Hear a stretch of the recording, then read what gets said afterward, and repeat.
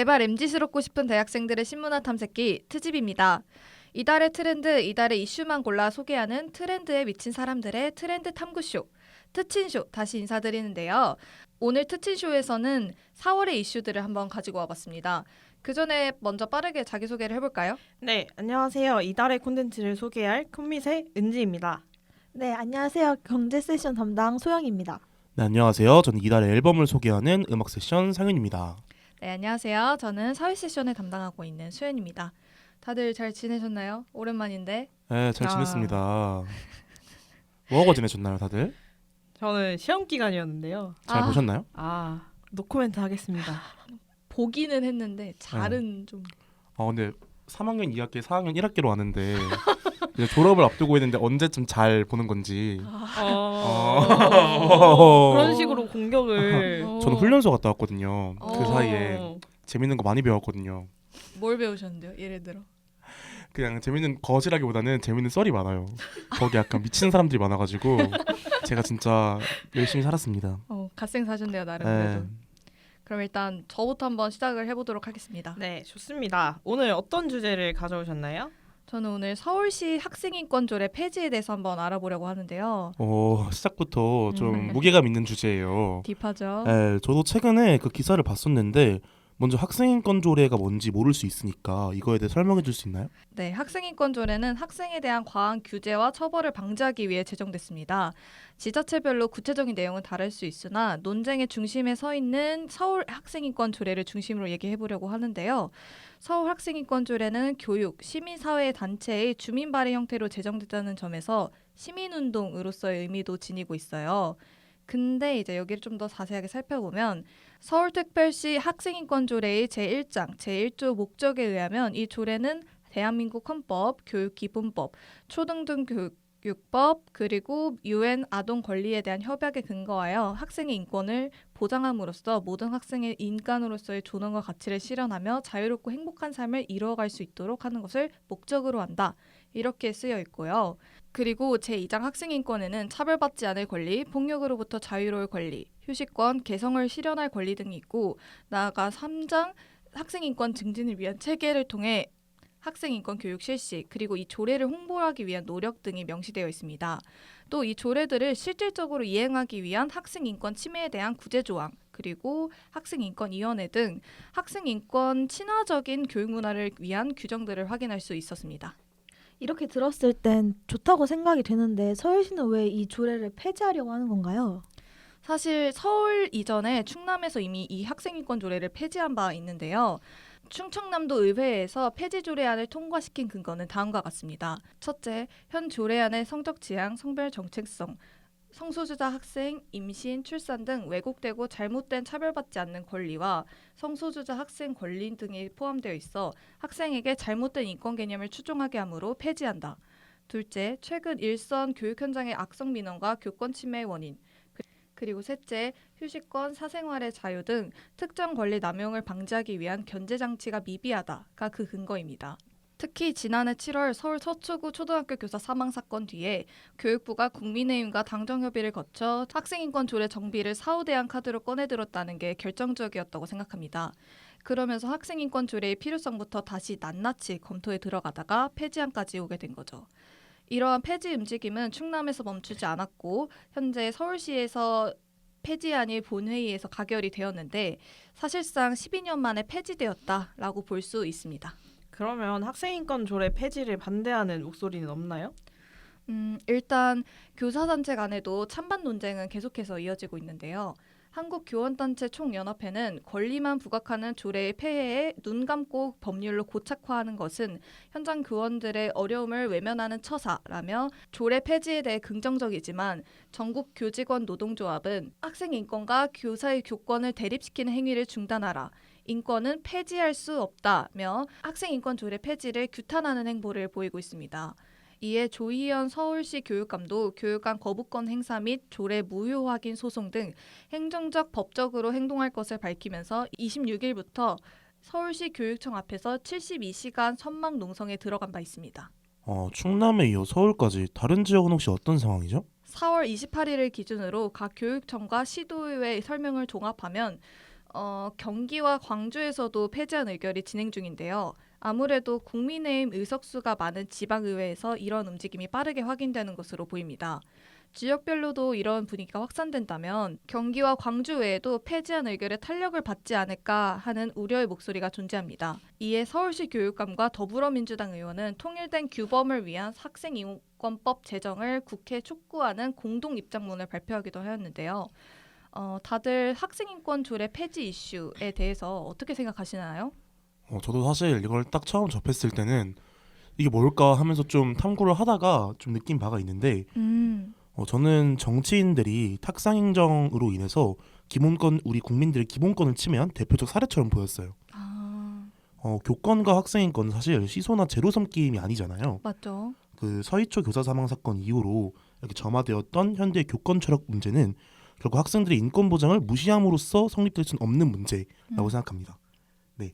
그래서 무엇보다 학생인권 조례는 학생으로서 보장받아야 할 기본권과 맞닿아 있는 인권 보호 수단이고 학생들의 인권과 교권은 사실 대립되는 개념이 아니라 상호 보완적인 개념인 만큼 그렇죠. 정치인들은 뭔가 어느 하나를 없애고 어느 하나를 짓밟고 또 그 위에 어느 하나를 성립시키는 이런 구조가 아니라 그냥 적당한 선을 찾는 게 제일 중요하다고 생각이 듭니다. 맞는 것 같아요. 그럼 은지 씨는 어떻게 생각하셨어요?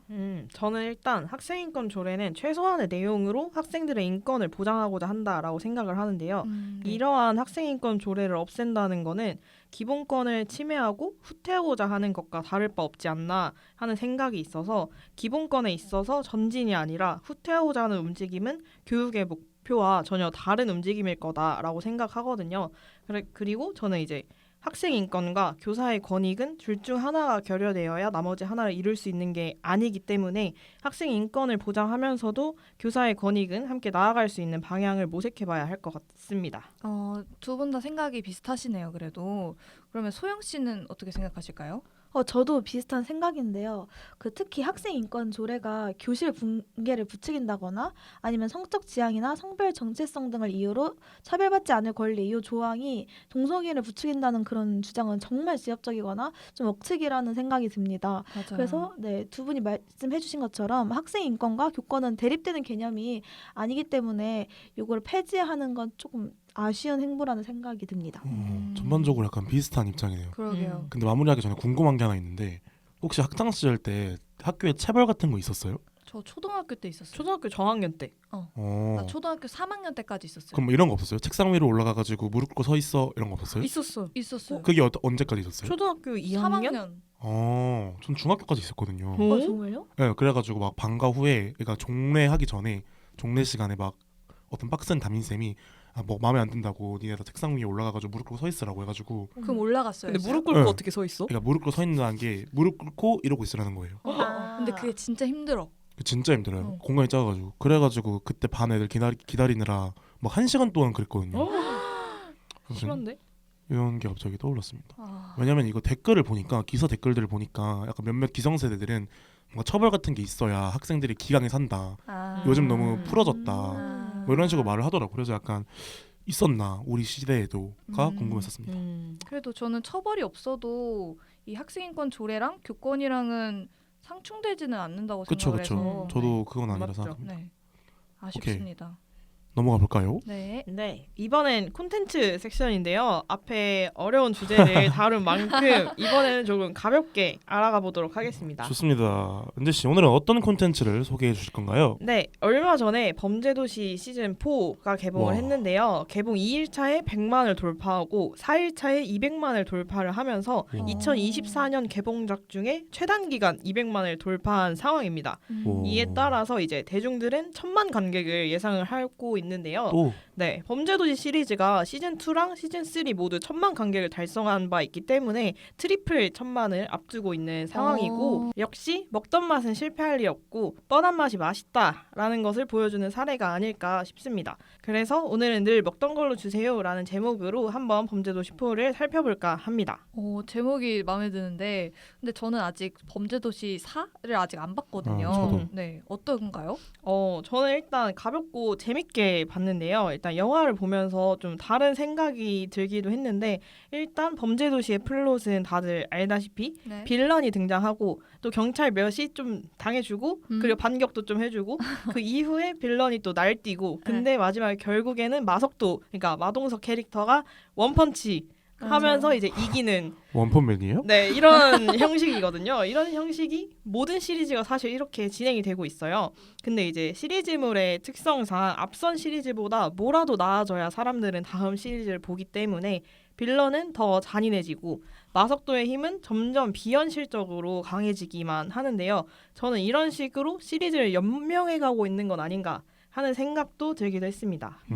맞는 것 같아요. 그 꼭 범죄 도시가 아니더라도 히어로 시리즈물들이 특히나 그 시리즈를 거듭할수록 이런 루트를 타는 것 같은데 저도 개인적으로 그 트랜스포머 영화를 굉장히 좋아했는데 이것도 딱 이 루트를 타는 것 같아서 좀 갈수록 실망했던 기억이 있습니다. 근데 그래도 아는 맛, 뻔한 맛이 주는 그 나름의 맛이 있지 않나요? 그렇죠. 왜냐하면 새로운 맛은 새로운 영화에서 찾으면 되니까 내용은 예측이 가능할지라도 모두가 그 아는 맛을 그리워하고 기다리기 때문에 그리고 또 그것 때문에 새로운 시리즈가 나오고 그래서 또 사람들이 보러 가고 이러면서 좀 선순환 구조를 이루는 게 아닐까 싶습니다. 맞아요. 저도 이제 주말에 봤거든요. 그래서 개봉한 첫 주말에 봐가지고 관객들이 거의 꽉 차 있었는데 영화관에서 영화를 보면서 이제 관객들이 다 같은 포인트에 웃고 있는 경험을 했거든요. 이런 공통된 경험을 하면서 어떤 옛날에 박물관에 가서 봤던 게 떠올랐는데 영화의 기원은 굉장히 분분하지만 기계의 발명 시기보다 대중에게 상영된 시기를 영화의 기원이라고 보는 연구자들이 굉장히 많아요. 그래서 이제 그 사람들은 영화의 의미를 극장이라는 장소에서 공통된 경험이라고 본 건데 이러한 점을 봤을 때 1,000만 명한테 공통된 경험을 선사한 범죄도시야말로 이제 대중문화를 선도하는 K 영화라고 할 수 있지 않을까 하는 생각이 들었습니다. 콤미자 같네요. 영화의 의미까지 톱파보는 정말 근본적인 분석으로 알아보는 범죄도시의 성공 이유 스컬한데요? 아 감사합니다. 그럼 마지막으로 여러분들에게 질문을 드려볼 텐데 여러분은 똑같은 영화 몇 번까지 보실 수 있을 것 같나요? 일단 먼저 저부터 답변을 해보자면 저는 같은 영화를 여러 번 보면서 매번 다른 요소에 집중해서 보는 걸 좋아하는데요. 그 중에서 일단 단편 영화 중에서는 이익구라고 이옥섭 감독이랑 구교환 배우가 함께하는 유튜브 채널인데 거기에 올라온 로미오라는 영화가 있어요. 근데 이거를 제가 못해도 10번은 본 것 같은데 영화 중에 수정아 지금 7월이야 라는 대사가 있는데 이 대사 때문에 7월만 되면 7월 한 달 동안 진짜 몇 번씩은 보는 것 같아요.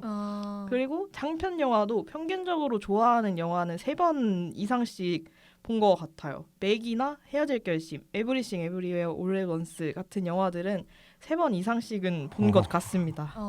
그 로미오 그건가요? 그 눈알 던지는 거? 네, 맞아요. 진짜 좋아요, 은지 씨가. 진짜 좋아요. 한 2번 보는 건 제가 옆에서 같이 봤어요. 맞아요. 스컬. 네. 근데 저도 은지 씨랑 좀 비슷하게 영화 플롯이나 구성, 연출 이런 거에서 좀 좋다는 가정하에 영화를 좀 여러 번 보는 걸 좋아하는데 왜냐면 한 번 볼 때랑 2번 볼 때랑 3번 볼 때랑 이렇게 해서 좀 다른 시각으로 보게 되더라고요. 네. 답지 않네요. 그러니까 N회 차를 보게 되면 아 이때 이래서 일부러 이걸 보여준 거구나. 아 이래서 인물이 이때 이렇게 행동을 하고 나중에 이렇게 행동을 하는 거구나. 이러면서 좀 인과관계가 짜여진 게 느껴지고 이러면서 보다 보니까 그런 거고 최대로 제가 본 영화는 4번 봤고요. 영화 아가씨인데요. 한 번 넘었어요, 저. 이게 19금이긴 한데 제가 미성년자 때부터 좀 참고로 봤었고요. 근데 이게 그리고 됐다. 제가 성인이 되고 나서도 봤던 이유가 넷플릭스에 있어요. 맞아요. 네. 그래가지고 이제 그냥 미성년자 때는 금단의 사계 느낌으로 좀 계속 봤었다면 성인 되고 나서는 아 오랜만에 한번 그래도 연출도 좋고 하니까 또 다시 볼까? 이런 느낌으로 보기도 했고 박찬욱 감독이 만든 영화라서 그런지 구성도 탄탄하고 연출도 진짜 치밀하게 되어 있고 인물 간의 관계성도 보다 보니까 이제 그냥 자연스럽게 N회차로서 보게 된 것 같고요. 저는 또 보라고 하면 볼 것 같아요. 저도 아가씨는 2번은 본 것 같아요. 네. 여러모로 진짜 볼거리가 많아서 네, N회차 정말 이건 나쁘지 않습니다. 저는 안 봤고요. 똘똘음해 하시네. 네, 저는 사실 웬만하면 한 번이 최대인 것 같아요. 네, 저는 사실 영화를 볼 때 배우들의 연기라던가 아니면 그 영화가 우리한테 어떤 말을 하고 싶은지 그 메시지를 중심으로 보거든요. 네, 그래서 사실 웬만한 영화는 한 번 시청하면 대충 이해되잖아요. 이 그렇긴 영화가 하죠. 네. 뭘 말하고 싶어 하는지를. 네. 그리고 만약에 이해가 되지 않았으면 저는 그냥 그거를 머릿속에서 어려운 영화다라고 규정을 하고 그 순간 흥미를 잃어요. 막 분석글 이런 거 안 보세요? 네, 내가 왜 굳이 어렵게. 내 에너지를 이걸 해석하는데 소모해야 되지? 라는 생각이 들면서 흥미를 확 잃거든요. 그거의 대표적인 사례가 아까 은지 씨가 좋다고 언급했던 영화 중에 헤어질 결심. 근데 저도 좀 어려워. 네, 저 그거 한 번 보고 보는 내내 이해가 안 돼가지고 저도. 뭐지 하고 봤는데 주변 사람들은 다 십덕이라서 그런지 나 너무 좋다는 거예요. 근데 저도 이해가 안 돼요. 아니 주변에 막 그 대본집 사는 사람도 있고 굿즈 사는 사람도 있는데 나쁜데 대본집 산다. 아니 막 중간에 막 마지막에 이거 스포일지도 모르겠는데 막 땅 파잖아요. 네, 근데 왜 그런지 모르겠어. 저는 그냥 그 이해를 아예 못했어요. 그냥 저도. 영화를 보면서 했던 생각이 그림이 예쁘다. 그러니까 영화적인 아니, 그림이 네. 예쁘다. 네. 연출이 좀 네. 이쁘다 이 정도. 그런 생각이었거든요. 그래서 어려운 영화가 일단 제 스타일이 아니라서 그래서 웬만하면 한 번 이상을 못 보는 것 같고 그러니까 한 번 초과를 못 보는 것 같고 네. 근데도 불구하고 제가 정말 예외적으로 4번이나 본 영화가 있는데 네. 이것도 설마? 은지 씨가 언급했던 Everything Everywhere All at Once. 자주 언급하셨죠 특집에서도. 이거는 진짜 제 인생 영화라서 이 영화는 약간 제가 약간 너무 시니컬해졌나? 약간 너무 지금 내 태도가 별론가? 세상을 향한 태도가 너무 반항적인가? 라는 생각이 들 때 혹은 좀 내가 좀 힘들다 인생 진짜 퍼킹 인생 이런 생각 들 때 꼭 챙겨보는 영화예요. 약간 비타민 먹듯이. 그래서 뭔가 번아웃 오거나 힘들면 어떤 네. 사람 막 명상하기도 하고 그냥 뭐 잠자기도 하고 아니면 어떤 사람은 뭐 사람들이랑 놀면서 풀기도 하잖아요. 저는 힘들면 이 영화 봐요. 그냥 이 영화 보고 이 영화 보면 항상 눈물이 나요. 슬퍼요. 맞아. 제가 뭐 컨텐츠를 보면서 우는 경험이 별로 없거든요. 네. 그러니까 제가 기억하는 운 경험이 에브리싱 에브리 오레 돈스랑 스즈메의 분단속. 의외네요. 네. 와. 그거는 진짜 첫 번째 그것도 두 번 봤네. 진짜 싫다. 그거 노래 좋아서 봤는데 그거 아무튼 그래서 저는 그래서 이 영화를 통해서 항상 약간 비타민 먹듯이 힐링하기 때문에 네. 그렇습니다. 저는 N회차를 굉장히 많이 하는데요. 영화뿐만 아니라 드라마, 저 예능도 N회차를 굉장히 많이 해요. 우와. 네, 그래서 여러 번 보는 이유가 특히 뭔가 어떤 장면들이 자꾸 잔상처럼 남아요. 그러면 그 장면을 다시 보고 싶어가지고 틀었다가 맞아. 재밌어서 또 풀로 보고 약간 그런 식으로 N회차를 하는 것 같아요. 그래서 가장 많이 본 영화는 이 리틀 포레스트인데 한국 버전? 네, 한국판이요. 좋죠. 네, 좋죠. 좋아요. 농사 짓고 요리하고 그거 친구들이랑 나눠 먹고 하는 그런 장면들 너무 힐링돼가지고 약간 멍 때리고 싶다, 힐링하고 싶다 할 때 이 영화를 굉장히 많이 틀어봅니다. 이게 OTT에서 있다가 잠깐 내려갈 때가 있었거든요. 그때 아예 그냥 영화를 구매를 해가지고 그냥 소장을 하면서 계속 보는데 진짜 한 30번 넘게 본 것 같습니다. 아니 리틀 포레스트가 새벽에 보면 진짜 너무 배고파져요. 저는 구라 안 치고 여기서 맨 처음에 만드는 음식이 그 배추거든요. 그 배추전. 전도 있고 그 뭐 국도 만든단 말이에요. 맞아요. 그게 그렇게 맛있어 보일 수 배추 된장국. 그게 그렇게 맛있어 보일 수가 없어요, 진짜. 김태리 배우가 연기를 잘. 네. 맞습니다. 네. 와, 좋습니다. 그러면 이제 경제 세션으로 넘어가 볼까요? 단짠 가볼까요? 같아요, 약간. 어렵다 쉬웠다. 어렵다 쉬웠다. 렛츠고. 네, 좀 쉽게 해볼게요, 저는. 좋습니다. 네, 저는 요즘 가장 뜨거운 이슈 중 하나인 그 하이브 미니진 사태를 가져와 봤습니다. 이야, 핫합니다. 많이 핫하죠. 네, 이 사태가 경영권 탈취 의혹부터 배임, 표절, 노예계약 사재기, 사이비 등등 진짜 논란의 규모가 너무 크더라고요. 그렇죠. 근데 이게 경제 세션인 만큼 이 사태에 대해서 좀 주주의 입장에서 간략하게만 살펴볼까 합니다. 주주 중심으로만. 네네. 좋습니다. 그러면 먼저 이 갈등의 구조부터 설명을 해주실 수 있나요? 네, 먼저 이 하이브는 음반, 공연, MD, 콘텐츠 등으로 수익을 창출하는 엔터테인먼트 기업인데 이제 2020년부터 상장한 주식회사예요. 네. 이제 현재 하이브는 여러 자회사를 이제 둔 멀티 레이블 체제를 운영 중인데 그 중에 하나인 어도어라는 레이블의 미니진 대표와 갈등을 빚고 있다고 보시면 됩니다. 네, 이 미니진 대표가 이 하이브로 오기 전부터 이미 업계에서 유명한 비주얼 디렉터였어요. 제가 너무 좋아했어요, 진짜. 그렇죠. 특히 하이브로 이적해서 뉴진스를 론칭을 성공하면서 이제 대표 걸그룹으로 만들었어요. 맞죠. 근데 이제 갑자기 지난 4월 22일에 하이브가 민 대표를 포함한 이 어도어 경영진이 경영권을 탈취하려는 정황을 포착했다. 현재 감사 착수했다. 이런 식으로 발표를 합니다. 네, 그 당시에 어도어 지분을 하이브가 80을 가지고 민희진 대표를 포함한 경영진이 이제 20%를 보유를 했는데 요 20%를 가지고 쿠데타를 일으켰다. 이런 식으로 주장을 했어요. 맞아. 그리고 이에 민 대표가 이제 기자회견으로 반격을 하는데 울죠. 네, 아주 어마어마했습니다. 진짜. 네, 이때 경영권 탈취 시도를 부인하는 동시에 이 하이브의 뉴진스 표절 의혹, 노예 계약, 뭐 아티스트 차별 대우 등등 이 하이브에 들어와서 겪었던 부당한 사실들을 밝히면서 아주 뜨거워졌습니다. 진짜 저희가 3시간 그러니까 2시간 풀로 다 봤어요. 생중계로. 이러면서. 아 근데 다들 막 오히려 재밌다고 하던데요. 말이 안 기자회견인데. 맞아요. 진짜 말이 안 돼요. 라이브를 너무 잘해요. 구라치고 제가 본 어떤 연설이라고 하면 그렇지만 하여튼 네. 대화문 중에서 가장 흡입력 있는 대화문. 맞습니다. 진짜 대통령 다 저리 가라요. 구라치고. 진짜 파급력이 엄청 났던 것 같은데 그럼 이 이후에 주가가 급락을 한 건가요? 네, 맞습니다. 이 실제로 하이브와 민희진의 공개적인 싸움 이후에 주가가 12%가 하락을 했는데 원래 23만 500원이었던 이 하이브 주가가 22일에 첫 기사가 났고 나서 21만 원대로 내려갔어요. 그리고 이제 민 대표의 기자회견 이후에는 20만 원대까지 떨어졌거든요. 이 사건으로 시가총액이 대략 1조 2천억 원 정도 증발을 했다고 하는데 이 시가총액을 조금 더 쉽게 설명을 하자면 아까 설명한 이 주가를 하이브가 발행한 총 주식 수만큼 이제 곱한 총액을 이제 시가총액이라고 하는데 이게 이전에 비해서 약 1조 원 정도 감소했다고 보시면 됩니다. 네. 아. 1조면 감히 뭔가- 상상도 네, 할 수 없는 제발 금액이네요. 제 통장에 1조만 꽂아줬으면 아나 그 그래서- 반의 반도 좋은데. 나도. 1억만이라도. 네. 뭐 아무튼 하이브 주주들의 피해가 상당한 것처럼 보입니다.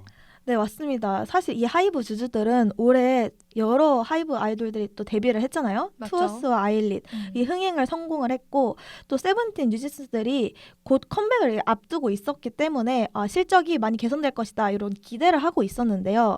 특히 원래 이전에 하이브는 간판 그룹이었던 방탄한테 의존을 하는 경향이 좀 있었는데 요 멀티 레이블 체제를 구축을 하면서 이 방탄에 대한 의존도를 분산해왔단 말이죠. 맞죠. 그래서 이 방탄이 군입대를 한 이후에도 실적 방어를 잘 할 수가 있었어요.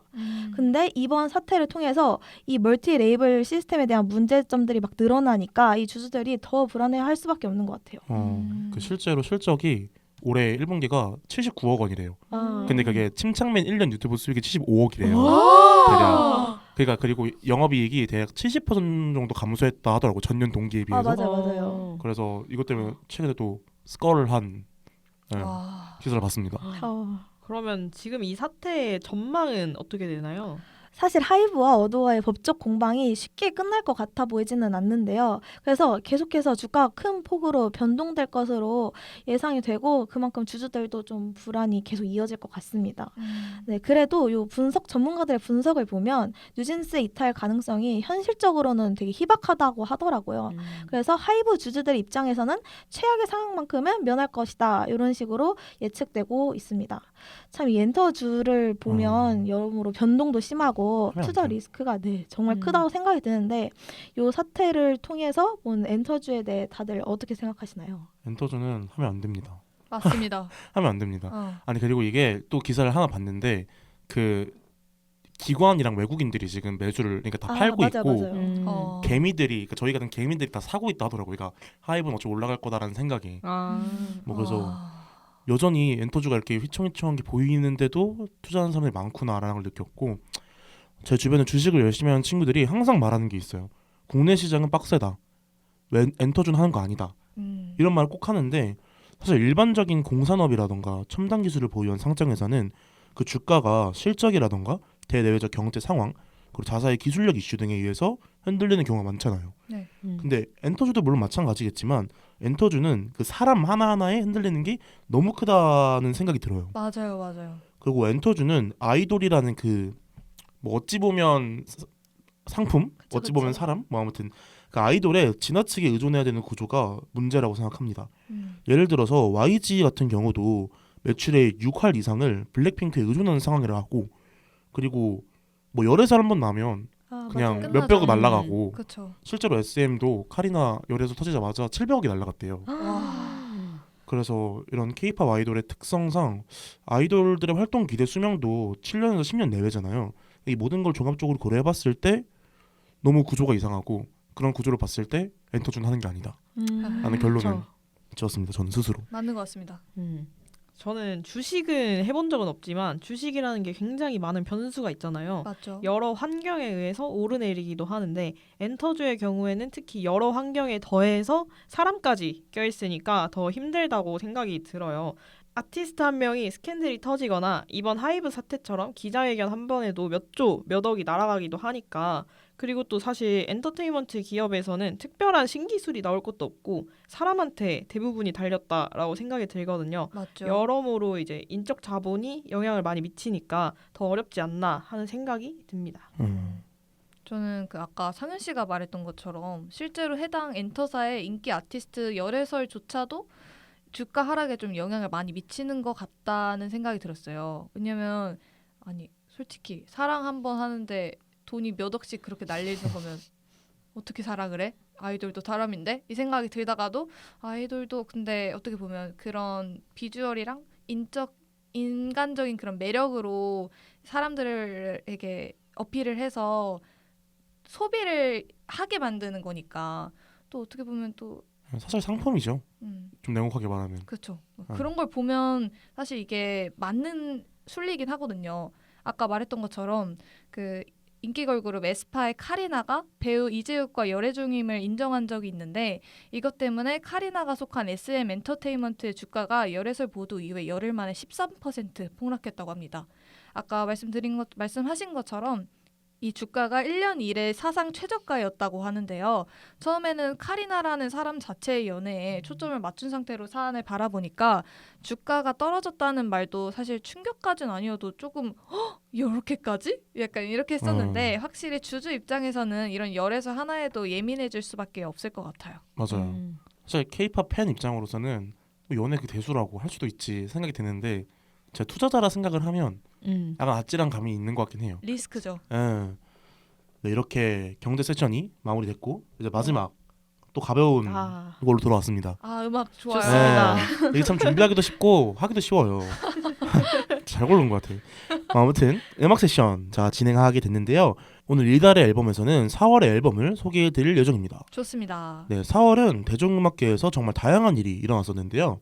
뭐 위에서 살펴봤던 하이브 사태를 비롯해서 우리 한 루키 제가 사랑하는 라이즈와 그리고 이제 라이브 실력으로 지금 한창 인기를 얻고 그쵸. 있는 베이비몬스터의 컴백 그리고 르세라핌이랑 에이티즈의 코첼라 공연 등 K-팝 리스너로서는 진짜 정신없던 한 달이었던 것 같아요. 맞아요. 이번 한 달 동안은 여러분들이 어떤 노래를 가장 많이 들었는지 가볍게 이야기해보고 시작해보도록 하겠습니다. 아 좋습니다. 저 4월 달은 아무래도 시험 기간이 껴있었잖아요. 그렇죠. 정신병의 달이죠. 네, 그래서 시험 기간도 껴있고 마음도 싱숭생숭하고 공부는 하기 싫고 그래서 그냥 일단 텐션부터 좀 올려야 될 것 같아서 좀 제 이 심정과 마음과 상반되는 일부러 좀 완전 하이 텐션의 신나는 노래를 들었었어요. 어떤 노래죠? 근데 그 중에서도 제가 제일 많이 들었던 노래는 키스 오브 라이프의 마이다스 터치였는데요. 터치야 이거. 네. 아니 제가 이거를 어떻게 접하게 됐냐면 이제 유튜브 알고리즘에 떠서 우연히 몇 번 무대를 봤었는데 그때부터 이제 어느 순간 노래를 듣지 않아도 그 아까 노래 불렀던 그 부분 있잖아요. 네. 타치야 이러면서 춤이 스코래요. 춤이 너무 좋고 노래도 너무 좋은데 그 중에 라이브도 너무 잘하고 그니까요. 맞아요. 그 여성 4명의 여성분들이 말이 안 너무 돼요. 아름답고 진짜. 진짜 아름다워요. 네, 그러니까 진짜 그냥 완전 그 오각형? 그녀들이야말로 진짜 정말, 블랙핑크의 후예. 진짜 뭐 라이브도 완벽하고 뭐 춤도 잘 춰, 얼굴도 이뻐. 어. 근데 개그 실력도 좋아. 이러면서 이제 점점 뭐 다른 콘텐츠도 찾아보고 이러면서 그냥 좀 약간 스며든 것 같아요. 맞아요. 그래서 벌써 다음 앨범이 기대되는 덕질을 약간 시작한 것 같긴 합니다. 노래가 너무 좋아요 다. 너무 좋아요. 컨셉도 좀 잘 잡은 것 맞아요. 같아요. 네. 맞아. 그 크리에이티브 디렉터 이혜인 씨가 맞아요. 그 브이로그 다 보고 있죠? 네. 저도 봐요. 저도. 네. 아, 이걸 진짜 봤어. 이게 짜릿해요 보면 약간 능력 있는 이 여자의 여성들의 그니까 너무 좋아. 좋더라고요. 저도 요즘 릴스에 키오프 영상이 많이 떠가지고 찾아보는데 아. 너무 예쁘고 노래 너무 좋고 진짜 모든 맞아요. 말에 공감을 합니다. 아유.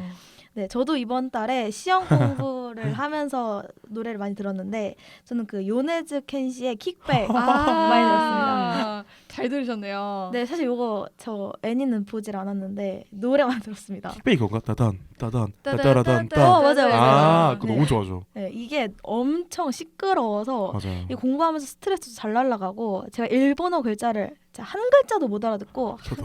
한 글자도 할 줄 모르거든요. 그래서 그런지 이게 아무리 시끄러워도 공부를 할 때 방해가 안 돼요. 와. 네. 와 이득이다. 그렇죠. 그래서 저는 오히려 공부할 때 J-팝을 좀 많이 듣는 것 같습니다. 아. 고능하다. 그래서 저는 약간 잔잔한 노래만 들어요. 공부할 때는. 저는 지브리 노래 들어요. 아. 네, 역시 4월은 중간고사가 있어서 다들 시험 기간 맞춤형 곡들을 들으신 것 같아요. 저도 이제 시험 공부할 때는 좋아하는 노래를 여러 번 한국 재생해서 들었던 것 같은데 제가 이번에 꽂혔던 노래는 애쉬 아일랜드의 Because라는 노래가 있어요. 아니, 진짜 힙합 좋아한다. 제가 힙합을 진짜 몰랐는데 친구가 만들어줬던 그 감성 힙합 플레이리스트가 있는데 네. 거기서 이제 셔플로 막 듣다가 갑자기 꽂혀가지고 시험 기간에 진짜 매일 한 곡 재생했던 기억이 있습니다. 애쉬 아일랜드 저 그 노래밖에 몰라요. 바바바바바바바 멜로디 하는 거. 아, 이거 애쉬 아일랜드 아니에요? 맞는 것 같아요. 그것도 멜로디 아니에요, 제목이? 이거 뭐예요? 멜로디. 그런 것 같은데. 파란노야 파란노야. 페로노이드. 이거. 그게 애쉬 아일랜드죠. 애쉬 아일랜드의 페로노이드. 아. 맞아. 대본은 사실 없는데 저도 제일 많이 들은 노래가 있어요. 뭐요? 이거는 그러니까 4월이니까 네. 훈련소 기간이랑 겹치거든요. 네. 훈련소에서 구라 안 치고 진짜 깜짝 놀랐던 게 르세라핌이 인기가 진짜 많아요. 오. 강제로 들으셨네요? 그러니까 이게 평일 일과가 끝나고 주말에는 뭐 TV를 볼 수 있거든요. 근데 네. TV로 노래를 볼 수 있어요. 뮤비를. 아, 네. 근데 거기가 음악 차트 탑 100이 뮤비 탑 차트 100이 있는데 오. 1위부터 10위에 르세라핌 4개 있어요. 와. 그리고 진짜 애들이 스마트를 진짜 좋아해요. 오. 아무튼 그래서 제가 진짜 구라 안 치고 하루에 르세라핌 스마트만 3번씩 듣고 주말은 한 5번 듣고 와. 그래서 피치 못하게 르세라핌 어. 스마트를 제일 많이 들었던 어. 기억이 있습니다. 네, 그럼 이제 이달의 앨범으로 본격적으로 들어갈 시간인데요. 네, 좋습니다. 네, 제가 선택한 4월의 앨범은 제가 사랑하고 K-팝이 사랑하는 보컬, K-팝 씬에서 독보적인 색깔로 네오하다라는 말을 창조한 우리 NCT 127의 도영군 첫 솔로 앨범 청춘의 포말입니다. 오. 네. 이런 인위적인 리액션 좋습니다. 네, 우선 포말이라는 말이 어색하게 들릴 수 있는데요. 포말이라는 게 찾아보니까 물과 물이 부딪혀서 생기는 거품으로 우리가 해변가에서 바라보는 예쁜 그 하얀 거품들 같은 거 있잖아요.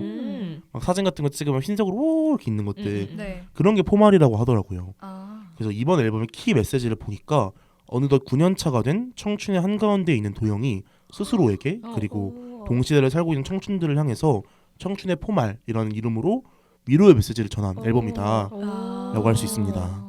청춘의 포말 이름부터 청춘 그 자체 같은데요. 네, 그러니까요. 어떻게 선정하게 되셨나요? 우선은 제가 나오자마자 이걸 이렇게 1번부터 10번까지 다 들어봤는데 첫 번째 이유가 초여름에 매우 적합한 앨범. 그러니까 지금 시즌에 딱 듣기 좋은 앨범이라고 생각을 해요. 아. 1번 트랙 이름이 새봄의 노래긴 하거든요. 네. 그러니까 약간 봄 느낌 나고 그런 앨범일 수도 있는데 저는 개인적으로 그냥 듣기에는 이 시즌 초여름에 좀 더 적합한 노래인 것 같더라고요. 네. 뭔가 좀 녹음이 지기 시작하고 더위가 약간 시작할랑 말랑하고 또 저녁엔 또 쌀쌀하고 이런 지금의 날씨들 있잖아요. 네, 네. 이런 날씨 딱 여름에 초입이 연상된 노래예요. 아. 그리고 특히 타이틀곡 반딧불은 노래의 키워드가 청춘인 것처럼 뭔가 멜로디라던가 가사라던가 진짜 들어보면 벅차오르거든요. 그냥 네, 맞아요. 그런 벅차오르는 청춘의 감정을 그려내기도 했고 그렇게 뜨겁지만 그 어느 계절보다 열정적인 여름과 닮아있는 앨범이다라고 생각했습니다. 아. 저도 그 노래 들어봤거든요. 반딧불? 반딧불. 네, 노래가 좋죠. 진짜 그 초여름이랑 어울린다고 해서 방금 네. 생각을 해봤는데 진짜 잘 어울리는 것 같아요. 네, 그러니까 네.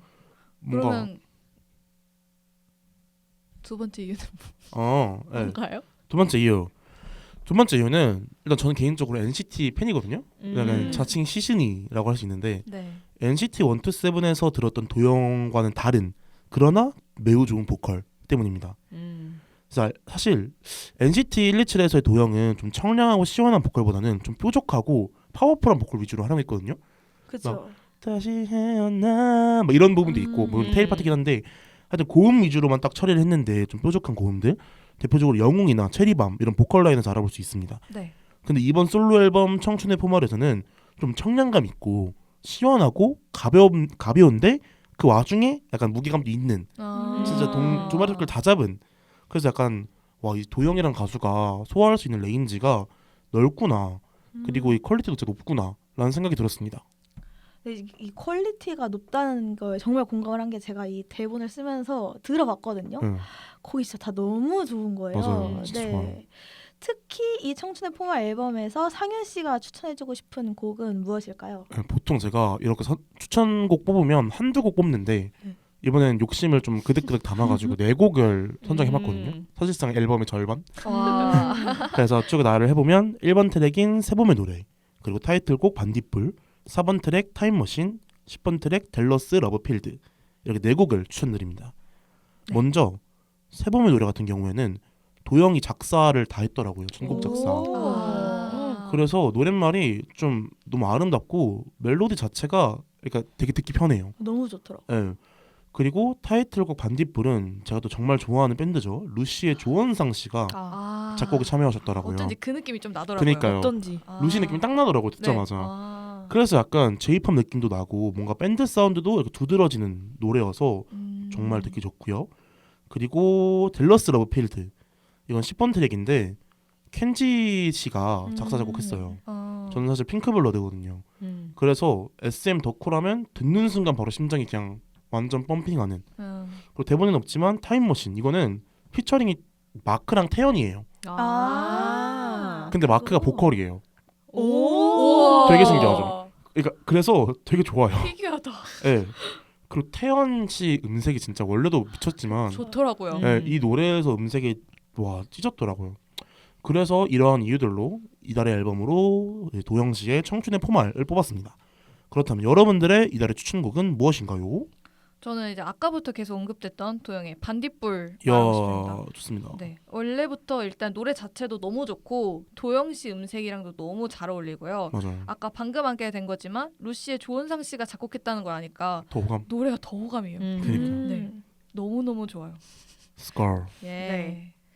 제가 4월에 가장 추천하고 싶은 노래는 데이식스의 해피인데요. 이제 처음 앨범이 발매되었을 때는 사실 다른 노래를 더 즐겨 들었었거든요. 네. 근데 이제 해피가 굉장히 직설적인 가사예요. 그래서 이 직설적인 가사에 점점 꽂히게 되더라고요. 그 가사가 매일 웃고 싶어요, 걱정 웃고 싶어요, 아무나 좀 답을 알려주세요 라는 가사가 있는데 이런 말을 사실 입 밖으로 꺼내본 적이 거의 없잖아요. 맞죠. 그래서 입 밖으로 꺼내본 적이 대체 언제인지 생각을 해보기도 하고 또 얼마 전에 콘서트를 해서 콘서트 직캠 영상을 봤는데 이 데이식스가 엉엉 울면서 이 노래를 좋아. 부르더라고요. 좋다. 그래서 그 모습에 약간 더 빠지게 돼서 여러분들에게도 추천을 하고 싶습니다. 누가 울어요? 아니, 저 봤어요. 원필 이거 씨가 피아노 봤어요. 치면서 키보드 눈물이 치면서 흐르는데 엉엉 우는데 뒤에 있는 그 도훈 씨는 그 모습을 보고 빡빡 웃고 있어. 근데 엉엉이 약간 예쁜 눈물이 아니면 약간 진짜 크라잉. 진짜 크라잉 엉엉. 크라잉이야. 근데 크라잉 야. 크라잉인데 여기서 포인트. 이게 쳐야 되니까 맞아. 이거 닦을 수가 닦지도 없어요. 못하고 그냥 울면서 맞아. 막 쳐. 그 키보드맨에 그 두 손을 다 써야 되니까 그냥 이제 엉엉 울면서 치는 거야. 그래서 와. 진짜 갑자기 도파민이 쫙 돌아. 봐야겠다. 꼭 집 봐. 가서. 노래 네. 진짜 노래도 좋아요. 맞아요. 오케이. 오케이. 네. 그래서 공교롭게도 저도 남돌 노래를 가져왔거든요. 오늘 야. 시청곡이 다 남돌 남돌이네요. 봄이네요. 완전. 그러게요. 네, 저는 보이 넥스트 도어의 Earth, Wind and Fire이라는 너무 좋아. 네 곡을 알아요? 가져. 네. 노래 진짜 좋아요. Earth, Wind 네, and Fire. 맞습니다. 좋아. 오. 이 곡의 후렴 부분이 진짜 빠르거든요. 맞아. 그래서 따라따라따라따라. 네, 이걸 라이브로 못 하겠다. 그거구나. 네, 맞아요. 근데 이걸 라이브로 부르더라고요. 어. 그래서 거기서 정말 쾌감이 엄청 났고 또 이게 사실 지코가 만든 노래라서 그런지 애초에 좋은데 여기다가 이제 보넥도만의 청량감을 조금 때려 넣어서 요즘 날씨에도 듣기 너무 좋은 것 같아요. 보넥도가 맞아요. 노래가 다 좋아요. 맞아요. 세레나데부터 시작해서 아, 먹가타도 그렇고. 못 같아 좋죠. 그리고 전 명지현이 너무 좋아요. 저도 명제요. 네, 명지현이 아주 그냥 주변에 있으면 진짜 행복할 진짜 시도 때도 없이 떠드는데 너무 좋습니다. 네, 좋습니다. 이렇게 오늘 트렌드에 미친 쇼, 트친 쇼에서 4가지 트렌드를 모두 살펴봤는데요. 유익한 정보가 되었길 바라면서 우리 마무리해 보도록 할까요? 네, 좋습니다. 제가 할 테니까 모두 다 같이 트집이었습니다 하고 딱 끝냅시다. 네. 지금까지 제발 MZ스럽고 싶은 대학생들의 신문화 탐색기 트집이었습니다.